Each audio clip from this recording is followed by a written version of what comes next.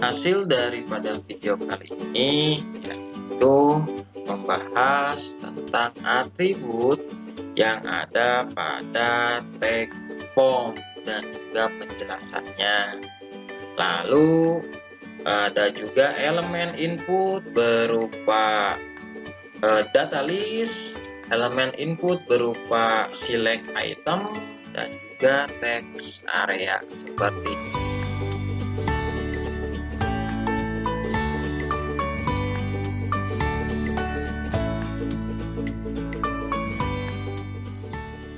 Selamat berjumpa kembali di channel Andrea Rio untuk pembahasan yaitu pembelajaran HTML, masih membahas tentang tag HTML.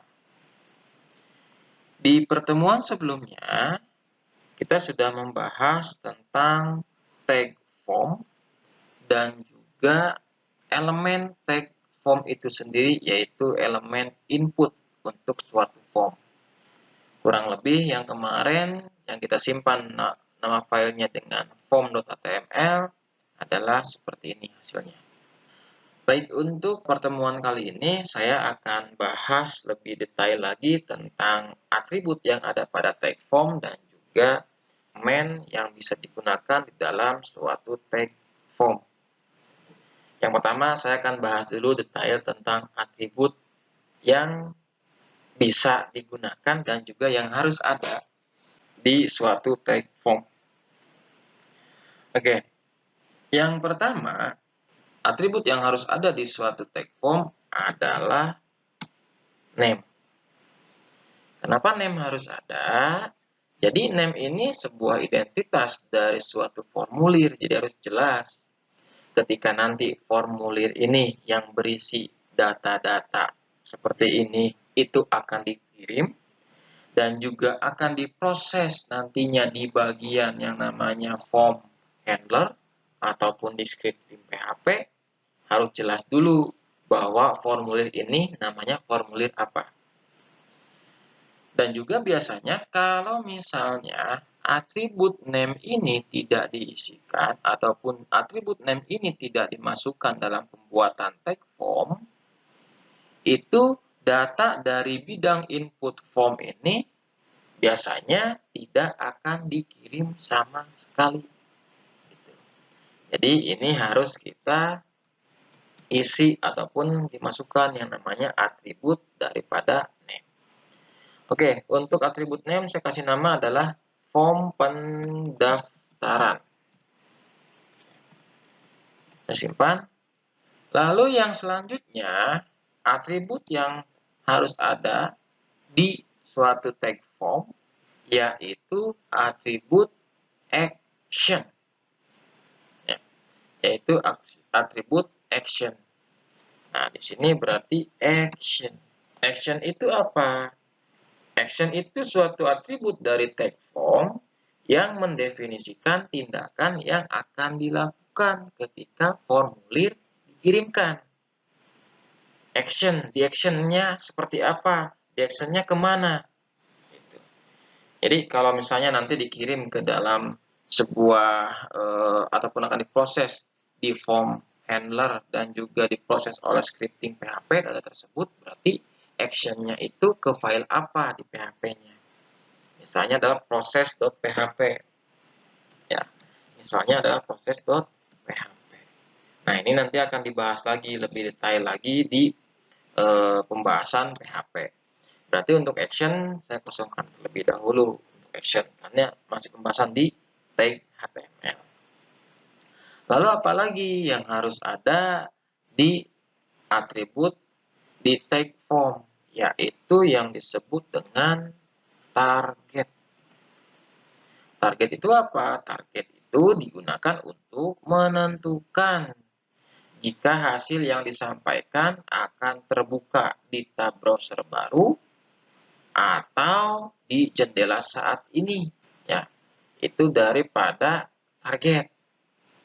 Jadi kalau misalnya mau dibuka ke tab baru, ya berarti menggunakan target blank. Ini hampir sama seperti yang kemarin, yaitu yang pembahasan tag hyperlink. Ya, Tapi kalau misalnya masih di eh, halaman yang sama, berarti ya udah menggunakan atributnya itu dari targetnya adalah self. Oke, ini yang kita pakai, saya contohkan pakainya adalah yang blank saja untuk membuka ke tab baru. Ada lagi atribut di tag form yang paling penting. Ini ada yang disebut dengan yang namanya adalah method. Metode ini adalah atribut untuk menentukan metode hypertext transfer protokol yang akan digunakan ketika mengirimkan suatu formulir form ini. Metodenya misalnya adalah ada dua pilihan, yaitu get dan juga post. Ada perbedaan antara metode get dan post. Nanti teman-teman bisa memilih mau pakai metode get atau metode post. Jadi gini, kalau metode get itu ya kan, data yang ada dalam suatu formulir, NIS, nama, password, jenis kelamin, itu dikirimkan oleh kurirnya, yaitu kurir metode get, tetapi data tersebut akan terlihat di bagian alamat daripada halaman web ataupun URL web. Tuh. Tapi kalau metode post, jadi kalau misalnya formulir ini dikirimnya menggunakan metodenya metode post, itu data berupa NIS, nama, password, jenis kelamin tidak akan dikirim, tidak akan kelihatan di yang namanya alamat URL halaman web. Nanti kita akan contohkan. Ya, saya coba dulu yang menggunakan metodenya adalah metode get. Ini harusnya akan terlihat di halaman URL web. Kita lihat. Saya perbesar. Oke. NIS-nya adalah oke. Namanya adalah Rio, passwordnya oke. Jenis kelamin pria, membaca dan olahraga. Simpan. Nah, ini dikirim dengan menggunakan metode get. Teman-teman bisa lihat di bagian sini. Nah, ini ada ya. Jadi ada data NIS 1232, nama, password, ya kan ya. Jenis kelamin, hobi. Nah, itu ya. Jadi itu akan kelihatan data yang tadi dimasukkan di form, lalu dikirimkan dengan kurirnya metodenya metode get, itu akan kelihatan di bagian URL halaman web. Tapi kalau menggunakan metode post itu tidak akan kelihatan di bagian sini karena pengirimannya dilakukan di body of request daripada halaman web. Nah, itu akan dibahas lebih detail lagi ya kan nanti di pembahasan tentang scripting PHP. Oke, itu untuk metode get, targetnya blank. Jadi kalau ini yang minimal harus ada pada saat teman-teman membuat sebuah form. Pertama adalah form ini identitasnya apa, actionnya mau kemana, targetnya seperti apa, metodenya, kurirnya mau pakai apa. Ya, itu untuk atribut yang ada pada tag form. Baik, tadi juga untuk tag form ini ada yang janggal ya, yaitu ketika memilih jenis kelamin pria, lalu ini membaca ketika dikirim. Nah, ini jenis kelaminnya adalah on, hobinya on. Nah, ini ada yang kurang kemarin pada saat pembuatan suatu tag. Nah, di sini ada atribut yang kurang. Pertama, di atribut yang namanya tag elemen radio, elemen type radio. Nah, di sini harusnya ada yang disebut dengan nilai value. Value-nya apa? Ini misalnya pria. Lalu untuk yang ini Ada juga value, value-nya adalah wanita. Lalu selanjutnya yang ini juga sama untuk membaca hobi. Nah, ini harusnya tambahin yaitu atributnya value. Jadi ini untuk nilai dari setiap elemen yang kita definisikan di suatu form di halaman web. Oke, ini membaca olahraga. Satunya lagi ini adalah traveling. Oke, seperti ini. Kita coba kembali. Masih dengan menggunakan yaitu tag form. Oke, passwordnya pria olahraga. Simpan.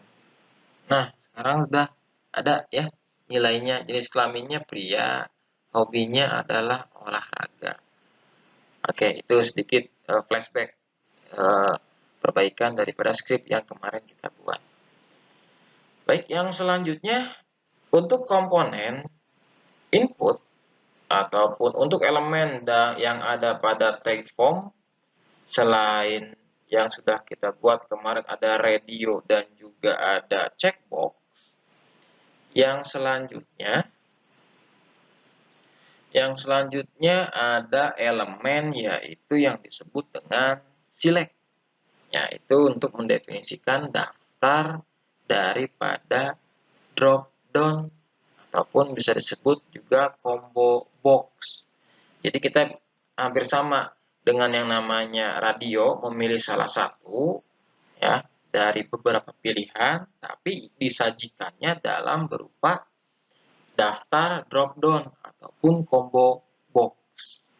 Oke, saya akan langsung coba praktekkan saja. Kemarin karena kita sudah merapikan menggunakan tabel, ya berarti ini juga sama kita buatnya dengan menggunakan tabel. Yang pertama saya buatkan dulu label. Labelnya itu adalah, karena ini form pendaftaran, saya bikin berarti ini prodi. Oke, program studi. Pilih program studi. Nah, untuk elemen select itu daftar drop down itu diawali dengan yang namanya select. Ya, seperti ini. Select, lalu nanti di dalamnya ada yang disebut dengan optionnya. Jadi optionnya itu pilihan-pilihannya itu ya tergantung dari jumlah pilihannya. Kalau ada 5 berarti optionnya nanti munculnya 5. Oke, sama untuk yang select juga kita kasih ID-nya. ID-nya adalah prodi. Lalu name-nya juga adalah prodi. Oke. Lalu yang pertama ini option. Di dalam option ada atribut value. Ini misalnya adalah RPL. RPL untuk deskripsi yang ditampilkan di halaman web adalah rekayasa perangkat. Oke. Seperti ini. Lalu ada lagi tambahan, misalnya saya bikin value TKJ. Ini adalah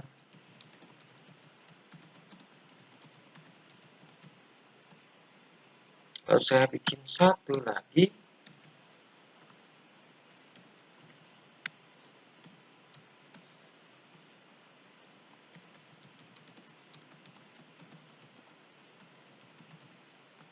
Oke, seperti ini ya. Bisa kelihatan scriptnya. Oke, kita coba runningkan dulu di web browser. Oke, hasilnya seperti ini. Yang ini ya, ada yaitu elemen berupa select ataupun drop down ataupun disebut dengan combo box. Jadi pada saat kita jalankan, nah itu ada optionnya RPL, TKJ dan juga TKR. Nah, berarti di sini juga untuk kalau yang pertama ditulisnya RPL berarti yang akan muncul adalah RPL. Lalu ada lagi atribut sebenarnya untuk men-setting yang ini. Kalau misalnya kita akan setting default yang dipilihnya adalah TKJ, nah berarti ini tinggal tambahkan saja menggunakan yang namanya, yaitu adalah menggunakan atribut selected. Nah, ini ya, otomatis ke TKJ seperti itu. Ya, itu untuk yang disebut dengan elemen select ataupun combo box. Baik. Baik, yang selanjutnya ada lagi yang elemen yang hampir sama dengan yang namanya elemen select, yaitu adalah yang disebut dengan elemen data list. Nah, kalau elemen data list ini adalah suatu elemen yang menetapkan daftar yang telah ditentukan pilihannya untuk suatu input elemen. Jadi kalau daftar list kita buatkan listnya, lalu nanti user itu akan memilih pilihannya. Nah, kalau ini kita di data list, jadi menentukan juga daftar pilihan untuk mempermudah user dalam memasukkan di suatu elemen input, gitu, bukan suatu combo box. Oke, saya buatkan untuk elemen data list, saya buatkan dulu susunan struktur daripada tabel dan baris dan juga kolom tabelnya. Ini TD, oke, ini labelnya, label misalnya untuk agama, oke, misalnya untuk agama.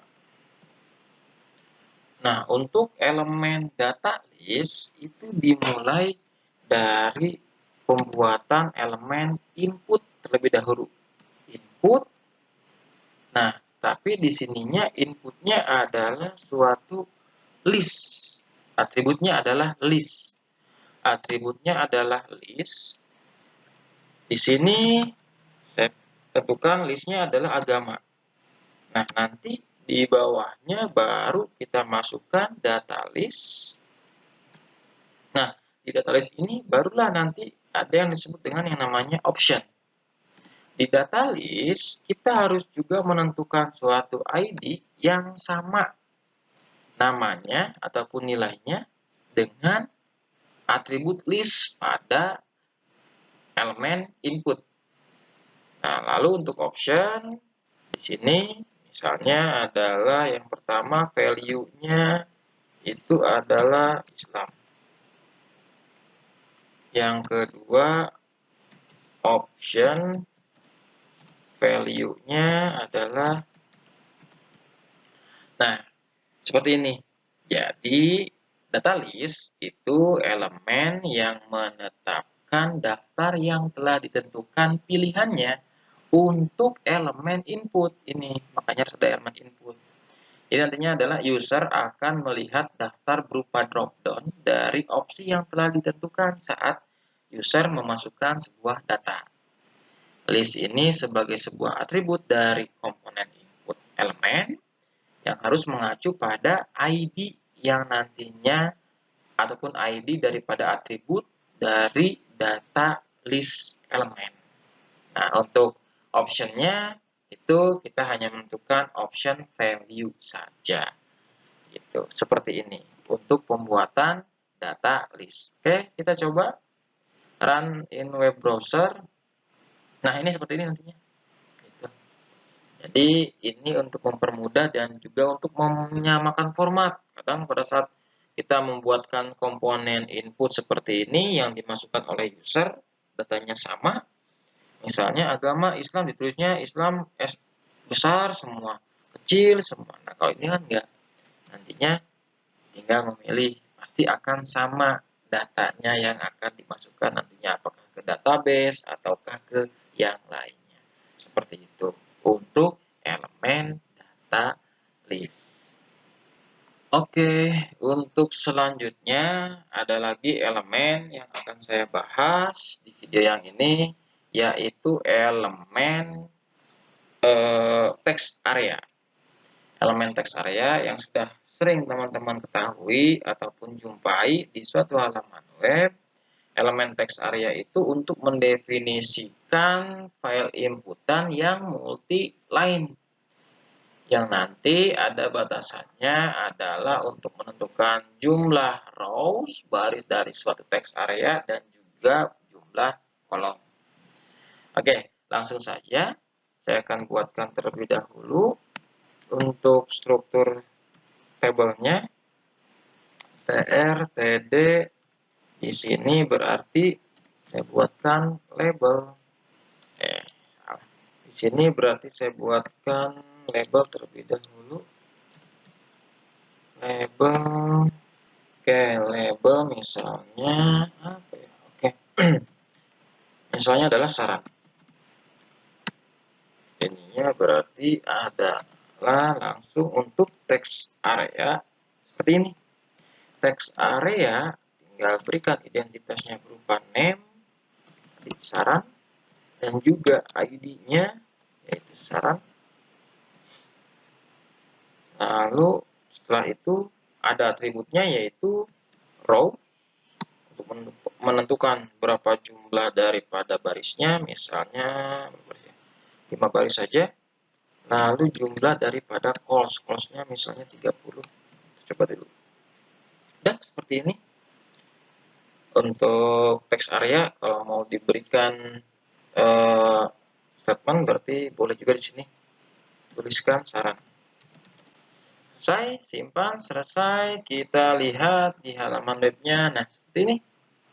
Untuk elemen inputan berupa teks area. Seperti itu. Jadi,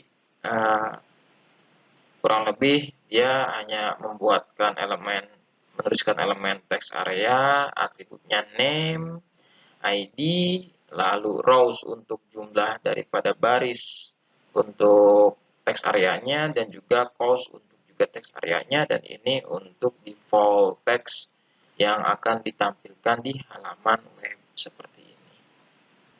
Baik, sampai sini dulu pembahasan kita tentang elemen input yang ada pada tag form HTML. Untuk lebih detailnya lagi tentang elemen input itu kita akan bahas di video-video berikutnya. Terima kasih.